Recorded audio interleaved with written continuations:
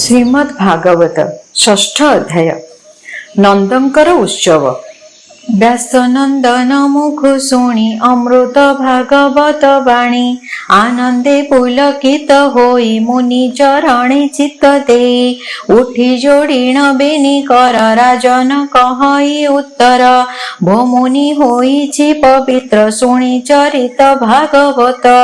कृष्ण को वसुदेवने अइला नंद घरे थोई तुही की कले बनमाली शुणी भी कृष्ण बाल केली कही पवित्र मते कर से बई चरणी तुम्भर शुणी सानंद मुनि बर कहती शुण दंड धर। श्री शुक उवाच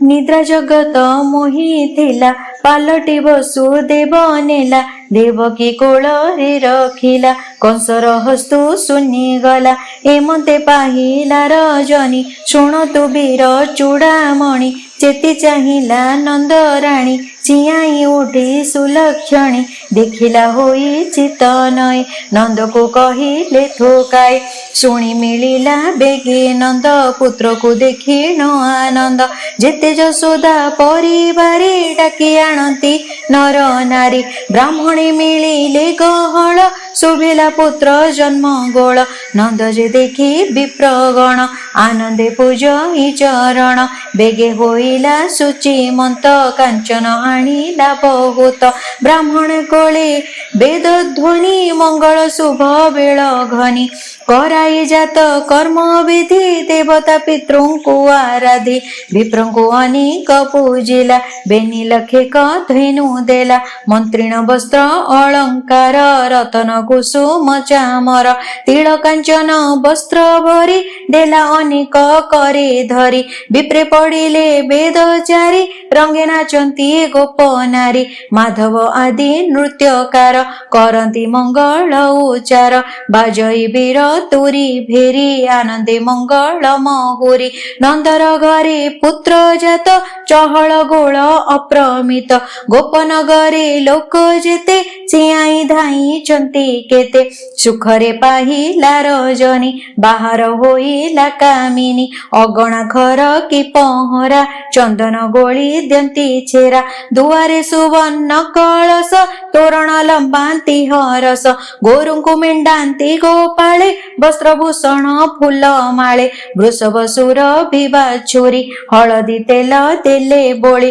गौड़े सूची मंत होई आनंदे अलंकार नाई हार कंकण कन्न फूल नुपुर बलय मूल्य हेमंते पिंधी अलंकार ये नील नाना उपहार एको आरेक आग होई हेले से नंद घरे जाई गोपीए निज कर्म सारी जे जहा अलंकार भरी पिंधिले नाना वस्त्र मान आनंदे मन छन छन हस्तरी घेनी अर्घ्य थाली रंगे चलिले गोप बाळी एको आरेक जांती जेणी चरणे नुपुर बाजेणी केहिले उठी न चाहंती आकाशे जेणी ग्रह पंती बाजंते श्रवणी कुंडल लमिचे कंठे हेममाळ आकाशे देवे छंती चाही गोपी चलंती गीत गाई जाते विराजे महिस्थळी क्षण क्षणके हुळ हुळी कबरी फुटी फूल माळ जाते पड़ई पाद तळ आनंदे के पारिब लेखी हरि के जाऊछंती देखी नंदर मंदिरे मिलिले मंगल गीत नाद कले एंतुड़ी साळे जाई मिले हास्य के करंती ढमाळे जशोदा कोळे कृष्ण देखी निर्मल कले चर्म आखि अक्षत पुष्प सिरे द्यंती आनंदे कल्याण करंती कहती जशोदा को चाही धन्य जीवन तोर आई आभ आयुष घेनी करी तो पुत्र रखु नर हरि आम गोकुल से पालिब एहांको रखु सदा शिव हळदी तैल घेनी थोके लेपंती एक कुआरके हळदी मरा मरी सारी नाचंदी एको आरे धरी ଖେମଟା ବାଦ୍ୟ କର ତାଳି ନାଚନ୍ତି ଆନନ୍ଦେ ଗୁଆଳି ବିଜୟ ପରମ ମଙ୍ଗଳ ଆନନ୍ଦ ମାନଙ୍କର ବଳ ଗୋପାଳେ ଏକ କୁଆରକେ କୁଙ୍କୁମ ଦଦି ବୋଲନ୍ତିକେ ଲବଣୀ ଧରି ମରା ମରି ନାଚନ୍ତି ଏକୁ ଆରେ ଧରି ଆନନ୍ଦ ହୋଇ ନନ୍ଦରାୟ ଭଣ୍ଡାର ଲୋଟା ଇଥୋକାଏ ଦେଇ ସେ ଗୋରୁ ବସ୍ତ୍ର ଦାନ ତୋଷିଲା ସମସ୍ତଙ୍କ ମନ ରୋହିଣୀ ନିକଟେ ମିଳିଲା ଅନେକ ଧନ ରତ୍ନ ଦେଲା ଗୋପୀଙ୍କୁ କରାଇ ହରସ ଭୋଜନ ଦେଲା ଷଡ଼ରସ ଶ୍ରୀକୃଷ୍ଣ ଜନ୍ମ ମନି ଗୁଣି ଗୋପେ ବିଜୟ କମଳିନୀ କେ ଏମନ୍ତ ଗୋପର ସମ୍ପଦ ଜହିଁ ବିଜୟ ଆଦି କନ୍ଦ ଶୁଣ হে କୁରୁ ନୃପମଣି କୃଷ୍ଣ ଉତ୍ସବ ଅନ୍ତେ ପୁଣି କଂସର ଆଡ଼ତିଆ ଥିଲା ନନ୍ଦକୁ କ୍ଷଣେ ନ ଛାଡ଼ିଲା ଦଇବେ ଆକଟ ପାର ନେବ ସେ ବରସକ କର ଗୋପାଳ ମାନଙ୍କୁ ବସାଇ ନନ୍ଦ କହଇ ଶୋକ ବହି କଂସ ଆକଟ ମତେ କରି ମୁଁ ଆଜ ଯିବି ମଧୁପୁରୀ ପୁତ୍ରର ଚିନ୍ତା ତୁମି କର କହି ଚଳିଲା ମଧୁପୁର କଂସର ଛାମୁରେ ମିଳିଲା ସୁନିଆ ଧନ ଗଣି ଦେଲା ମେଲାଣି ହୋଇଣ ତତ୍କ୍ଷଣ କିଣିଲା ନାନା ଦ୍ରବ୍ୟମାନ ଗୋପନଗରେ ଯେତେ ଲୋଡ଼ା ତାଳ ଜମ୍ବିଳ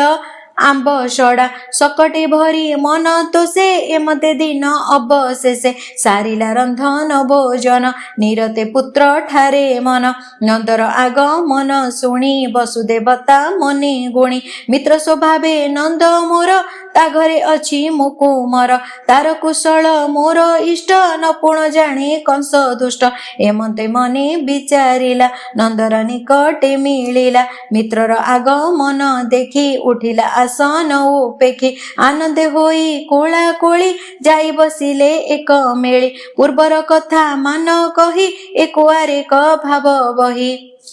ବୋଇଲେ ବସୁଦେବ ହସି ନନ୍ଦର କୁଶଳ ପ୍ରଶଂସୀ ବୃଦ୍ଧ ବୟସେ ତୋର ସୁତ ଶୁଣି ହୋଇଲି କୃତ୍ୟ କୃତ୍ୟ ମନୁଷ୍ୟ ଜନ୍ମର ଇସାର କହନ୍ତି ସଂସାର ବେଭାର ପୁତ୍ର ନଥିଲେ ଦୁଃଖ ପାଇ ଉଭୟ ଲୋକେ ସୁଖ ନାହିଁ ଦାରା ତନୟ ବନ୍ଧୁ ଗଣ ଧନ ସମ୍ପଦ ଅକାରଣ ତାପୁଣ ନୁହନ୍ତି ନା ସତ୍ୟ ଦର୍ପଣେ ପ୍ରତିମା ଯେମନ୍ତ ଚିତ୍ରପତ୍ରିମା ପ୍ରାୟ ଠୁଳ ଯେସନେ ସିନ୍ଦୁର ଉଲ୍ଲଳ ଭଲେ ଅଛନ୍ତି ନା ଗୋକୁଳ ତରୁଣ ବୃଦ୍ଧା ଦିଶ କଳ ଗୋପାଳେ ଅଛନ୍ତି ନା ଭଲେ ରୋହିଣୀ ଯଶୋଦାର ତୁଲେ ମୋହର ରୋହିଣୀର ସୁତ ତୁମେ ତାହାର ତାତ ମାତ ପିତା ବିଚ୍ଛେଦେ ଅରକ୍ଷିତ ତୁମର ପାଳିବା ଉଚିତ କିସ କରିବି ଉପକାର ଏତେ ଅନ୍ତରେ ମୋର ଘର ଜୀବନ୍ତେ ଏକୁ ଆରେ ସଖା ମରଣେ ପର ଲୋକେ ଦେଖା ଏମନ୍ତେ ମିତ୍ରର ସ୍ୱଭାବେ ଆନନ୍ଦେ କହେ ବସୁଦେବ ନନ୍ଦକୁ ବସୁଦେବ ଚାହିଁ କହନ୍ତି ଶୋକ ଭର ହୋଇ ଭୂମିତ୍ର ବଡ଼ ମୁଆ କୂଳ କହନ୍ତେ ବହେ ଅଶ୍ରୁ ଜଳ ଦେବକୀ କଲା କେତେ ପାପ ଅଳ୍ପ ଦିନେ ଏତେ ତାପ ପ୍ରସବେ ବର ସେ ବରସ ଛପୁତ୍ର କଂସ କଲା ନାଶ ଏବେ ଦୁହିତା ଏ ହୋଇଲା ତାହା ମାରିବ ବୋଲି ନେଲା ଦେବକୀ ଧରି ତାର କର ବୋଲଇ ଏହାକୁ ନ ମାର ଦେବକୀ ବୋଲ ନ ଶୁଣିଲା କୋଳରୁ ଛଡ଼ାଇ ଘେନିଲା ଚରଣ ଧରି କଚାଡ଼ନ୍ତେ ହସ୍ତରୁ ଗଲା ସେ ଅଦ୍ଭୁତେ କଂସ ହସ୍ତରୁ ଶୂନ୍ୟ ଗଲା କଂସର ମୃତ୍ୟୁ ସେ କହିଲା ଶୂନ୍ୟ ମାର୍ଗରେ ଗଲା ସେହି ସ୍ୱର୍ଗେ ନିବାସ କଲା ଯାଏ ଏକଥା କର୍ମର ଆୟତ ଜଗତେ କର୍ମେ ଆତଜାତ